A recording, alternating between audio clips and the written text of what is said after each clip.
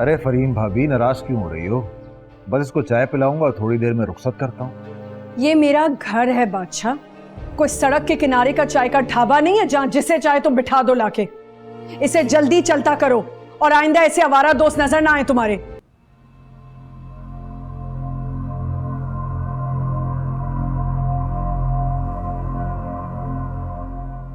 हमने इस घर में तुम्हें अली और सोफिया की वजह से रखा हुआ है। इसका मतलब ये नहीं कि हर एरा गैरा नथु वैरा इस घर में आके बैठ जाएगा। छोड़ यार बादशाह, अबे तू तो अब भी नाम का ही बादशाह है बस। इस घर में जो तेरी औकात है ना वो देख चुका हूं मैं। अगर इस घर में अपनी इज्जत चाहता है तो सचमुच इस घर का मालिक बन के दिखा, फिर मैं मानूंगा कि तू सचमुच का बादशाह है।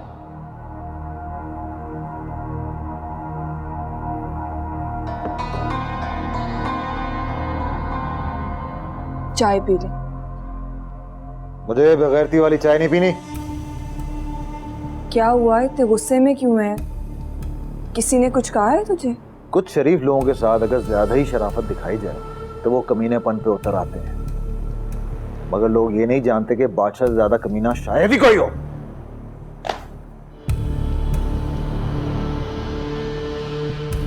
अब इससे क्या हो गया?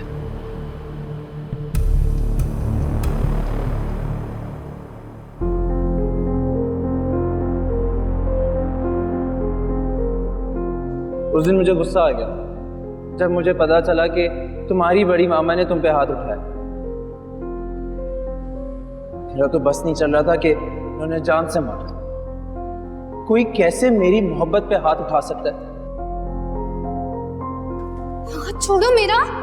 गाड़ी में बैठो। जवेरिया कहाँ है? बताता हूँ जवेरिया, गाड़ी निकालो। छोड़ो मेरा हाथ। गाड़ी में बैठो। गाड़ी में बैठो। गाड़ी चला। हाथ छोड़ो मेरा। करो।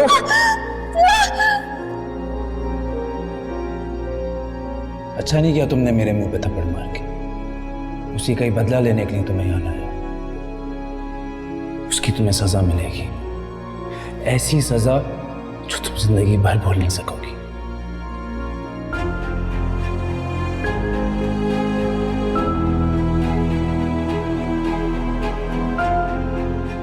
अगर जवेरिया की शादी यासिर से हो गई तो नहीं, मुझे ये शादी रोकनी होगी। अम्मी, मुझे आपसे एक जरूरी बात करनी है। हाँ बोलो बेटे मिनाहिल, क्या बात है बताओ ना। वैसे आज मैं ना बड़ी खुश हूँ। यासिर की माँ को जवेरिया पसंद आ गई है। मेरी बेटी को अपनी खुशी मिल रही है। अल्लाह मियाँ मेरी बेटी को हमेशा खुश रखे, उसके नसीब अच्छे करें। तुम क्या कह रही थी? कुछ नहीं अम्मी। तुम भी ना।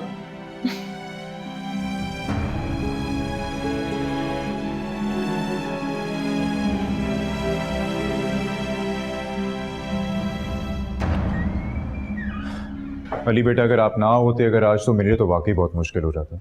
जिस तरह से आपने क्लाइंट को हैंडल किया, उसे प्रोजेक्ट के लिए कायल किया, I must say I am impressed. Thank you बेटा। अरे अंकल, थैंक यू की क्या बात है, ये तो ड्यूटी है मेरी। अरे नहीं बेटा, तुम बहुत मेहनत कर रहे हो एंड थैंक्स टू यू हमारा बिजनेस इतनी तरक्की कर रहा है। अस्सलाम वालेकुम बाबा। वालेकुम अस्सलाम। खैर बेटा, अपने हस्बैंड को देखो, मैं जा रहा हूँ। Take care. वाह भाई, बाबा तो आपकी बड़ी तारीफें कर रहे हैं। बिल्कुल करेंगे, क्यों नहीं। मेहनत जो कर रहा हूँ इतनी। वैसे गर्मा गर्म चाय मिल जाए ना आपके हाथों में, मजा आ जाए। अभी लेके आते, बैठो।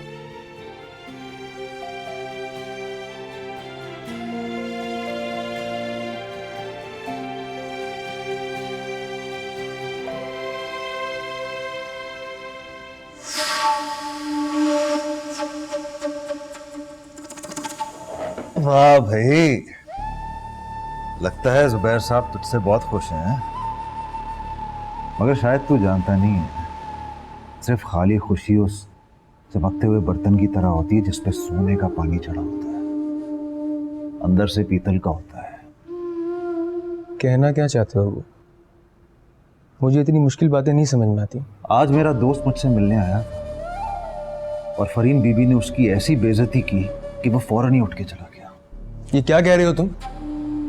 उसकी हिम्मत कैसे हुई आपसे इस तरीके का बर्ताव करने की? अभी पूछता हूँ मैं उससे। नहीं नहीं, बैठ जा। फरहीन बीबी से झगड़ा करके क्या हासिल होगा? कुछ भी नहीं। देख अली बेटा, मैंने तुझे मानूर से शादी करने के लिए इसलिए बोला था ताकि तुझे वो इज्जत और मुकाम हासिल हो जो बादशाह के बेटे का मुकद्दर होती है, लेकिन ऐसा हुआ नहीं। अब्बा तुम जानते नहीं हो भी, जुबैर अंकल इतना भरोसा करते हैं ना मुझ पे, इल्म नहीं है इस बात का तुम्हें? अच्छा, जुबैर साहब तुझ पे बहुत भरोसा करते हैं। इतना भरोसा करते हैं कि ये घर तेरे नाम करते हैं। ये क्या कह रहे हो? ठीक कह रहा हूं मैं। जब तक ये घर, ये प्रॉपर्टी तेरे या मेरे नाम नहीं हो जाती, हमारी इस घर में कोई औकात नहीं होगी। तू चाहे जितनी भी मेहनत कर ले, ये लोग तुझे एक पालतू जानवर से ज्यादा अहमियत दे ही नहीं सकते।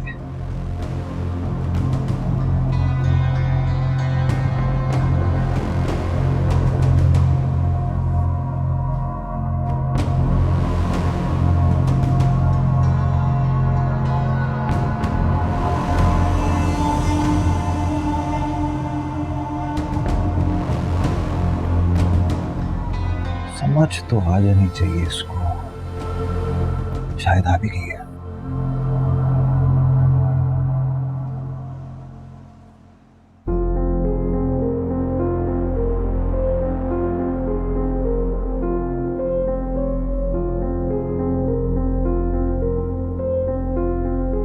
खाली खुशी उस चमकते हुए बर्तन की तरह होती है जिस पे सोने का पानी चढ़ा होता है, अंदर से पीतल का होता है। जुबैर साहब तुझ पे बहुत भरोसा करते हैं, इतना भरोसा करते हैं कि ये घर तेरे नाम करते हैं। जब तक ये घर, ये प्रॉपर्टी तेरे या मेरे नाम नहीं हो जाती, हमारी इस घर में कोई औकात नहीं होगी। तू चाहे जितनी भी मेहनत कर ले, ये लोग तुझे एक पालतू जानवर से ज्यादा अहमियत दे ही नहीं सकते। मैंने तुझे मानूर से शादी करने के लिए इसलिए बोला था ताकि तुझे वो इज्जत और मुकाम हासिल हो जो बादशाह के बेटे का मुकद्दर होती है।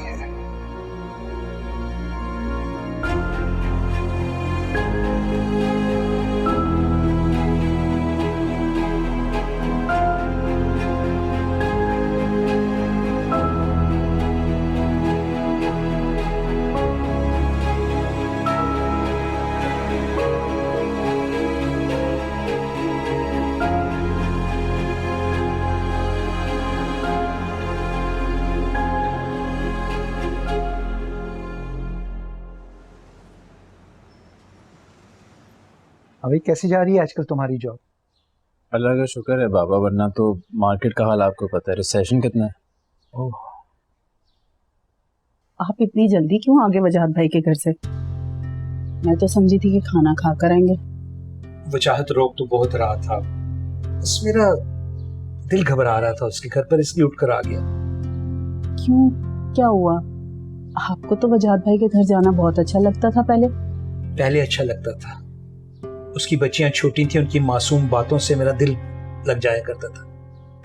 मगर अब तो उसके घर का माहौल कुछ अजीब सा हो गया है।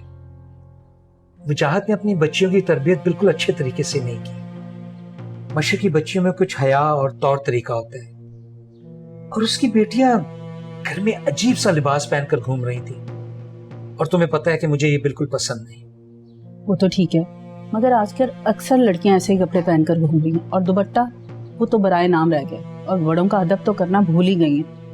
बेगम, हम जितने भी मॉडर्न हो जाए ना, अपनी रवायात को नहीं छोड़ना चाहिए। और दुपट्टा तो हमेशा बच्चियों के सर पर अच्छा लगता है। मुझे समझ नहीं आ रहा कि हम लोग किस तरफ जा रहे हैं। अच्छा खैर छोड़े, आप परेशान मत हो, जाए।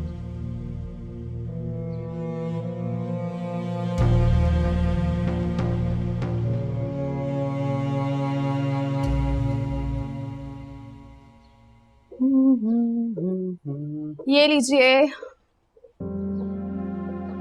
Thank you.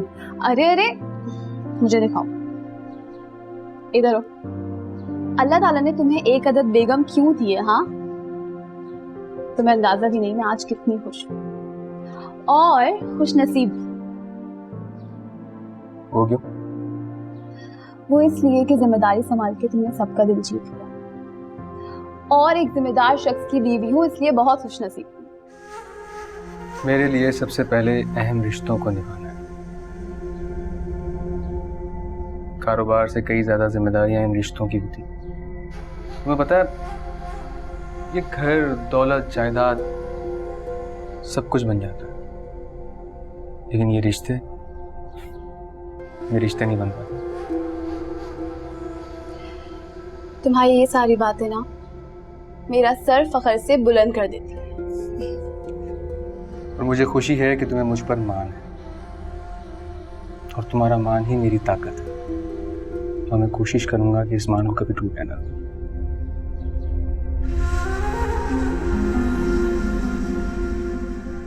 अब ऐसे क्या देख रही हो? अब अगर तुम मुझे ऐसे ही देखती रहोगी तो फिर मैं ऑफिस जाने के लिए लेट हो जाऊंगा और मेरे ससुर फिर मुझे ये बोलेंगे कि ये कैसा गैर जिम्मेदार दामाद है कि वक्त पर ऑफिस नहीं आता। ओके बाबा, ठीक है, अब जाओ तुम। वैसे दिल नहीं कर रहा ऑफिस जाने का। अब जाओ यार। ठीक है, तुम कहती हो तो।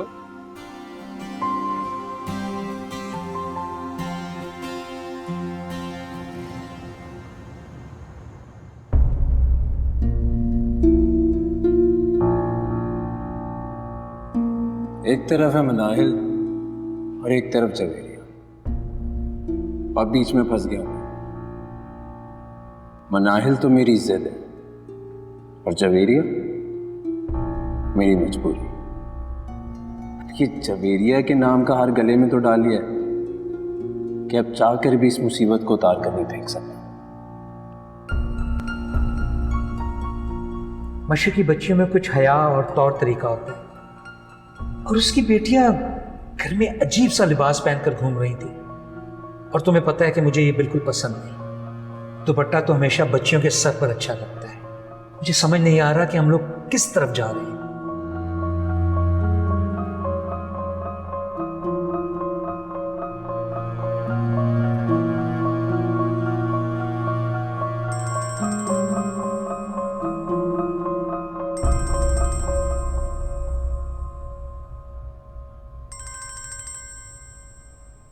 इतनी रात को किसका फोन आया है? हेलो, हाँ यासिर बोलो। तुम सो तो नहीं रही थी? इतनी रात को इंसान सोते ही है यासिर। तुम बताओ, इतनी क्या इमरजेंसी हो गई थी कि इतनी रात को फोन किया? अरे एक गुड न्यूज़ है, वो कल बाबा तुमसे मिलने आ रहे हैं। हाँ ये तो पता है मुझे। तुम्हारी अम्मी का फोन आया था बड़ी मामा के पास, वो बता रही थी कल बाबा आएंगे तुम्हारे। असल में तुम जानती हो ना कि घर के सारे फैसले बाबा करते हैं, और अगर उन्होंने इस रिश्ते से इनकार कर दिया तो उनका फैसला कोई भी नहीं बदल सकता। ये क्या कह रहे हो तुम? वो इनकार क्यों करेंगे? इसीलिए तो तुम्हें इतनी रात को फ़ोन किया है। असल में मैं उनकी पसंदीदगी की कुछ चीज़ें तुम्हें बताना चाहता हूँ। तुम सुन रही हो ना मैं क्या कह रहा हूँ? हाँ हाँ मैं सुन रही हूँ। जवेरिया, तुम तो जानती हो ना कि बाबा ने अपनी सारी ज़िंदगी बाहर गुजारी है। उन्हें वेस्टर्न माहौल बहुत पसंद है, तो तुम कोशिश करो कि कल कोई अच्छा सा वेस्टर्न ड्रेस पहन लो, उन्हें बहुत अच्छा लगेगा।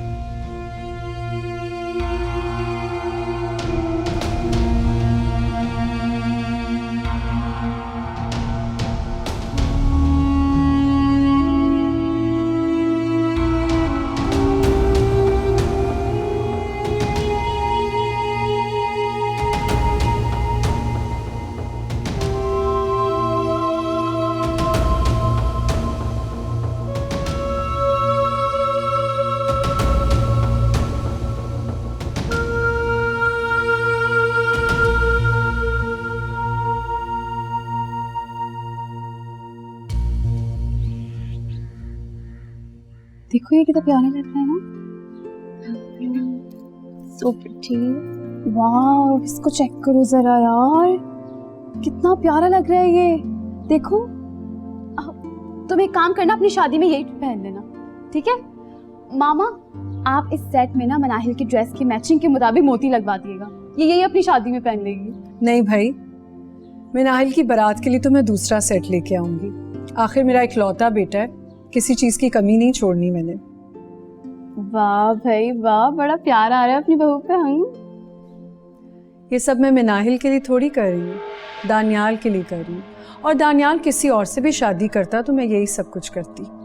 मामा, मनाहिल ही दानियाल भाई की किस्मत में लिखी है, यही उनकी दुल्हन बनेगी। कोई भी चीज को नहीं बदल सकता, क्यों Manahil? And I am sure Sufia चच्ची भी ना ये चीजें देख के बहुत खुश हो जाएंगी, देखिएगा। जाहिरी सी बात है, सोफिया ने तो कभी सोचा भी नहीं होगा कि उसकी बेटी इतनी कीमती चीजें पहनेगी, और इतना सोना तो जिंदगी में नहीं देखा होगा। मामा क्या हो गया, आप क्यों इस तरह की बातें करती हो? अच्छा मनाहिल, मुझे जल्दी से ये पहन के दिखाओ, कितना प्यारा लग रहा है, दिखाओ। वाह, सी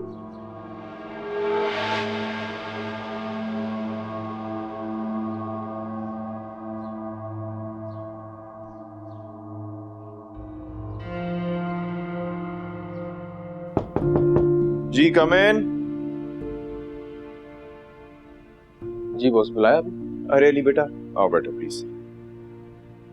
वो खाकानी कंस्ट्रक्शंस एंड बिल्डर्स का जो कॉन्ट्रैक्ट है उसका अप्रूवल अभी तक नहीं आया। बेटा मैं चाहता हूँ कि आप जरा पर्सनली इस मामले को हैंडल कर लो। गला बेफिक्र हो जाए, इस कॉन्ट्रैक्ट पर मैं ऑलरेडी वर्किंग कर चुका हूँ। खाकानी बिल्डर्स पाकिस्तान की मार्केट में नया कदम रख रहे हैं, लेकिन बाहर की मार्केट के अंदर इनकी रेपुटेशन पिछले 10 साल से बहुत अच्छी है। लेकिन पाकिस्तान में कैसे काम करना है वो इन्हें हम सिखाएंगे।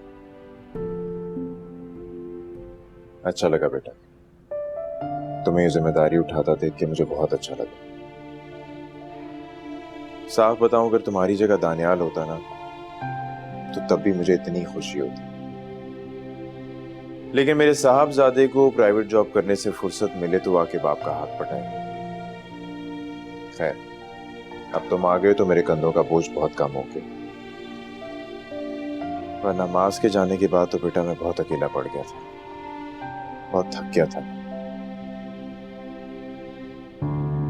अच्छा खैर, बेटा अपने पास रख लो। ये क्या?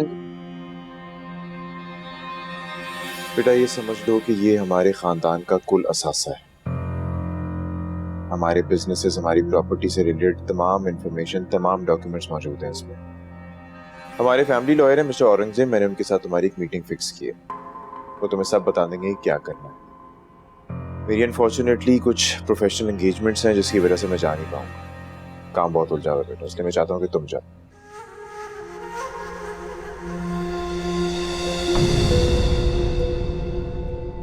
चाहे सौतेली हो मानता। ये क्या बदतमीजी है? बदतमीजी तो आप कर रही हैं मेरे पर्सनल डॉक्यूमेंट्स को पढ़ के। लेकिन ये तो हाँ जानता हूँ, इस घर और कारोबार के कॉन्फिडेंशियल डॉक्यूमेंट्स हैं ये, जिसको आप नहीं पढ़ सकती। ये तुम्हारे पास कैसे आए? चाहे सौतेली हो मानता।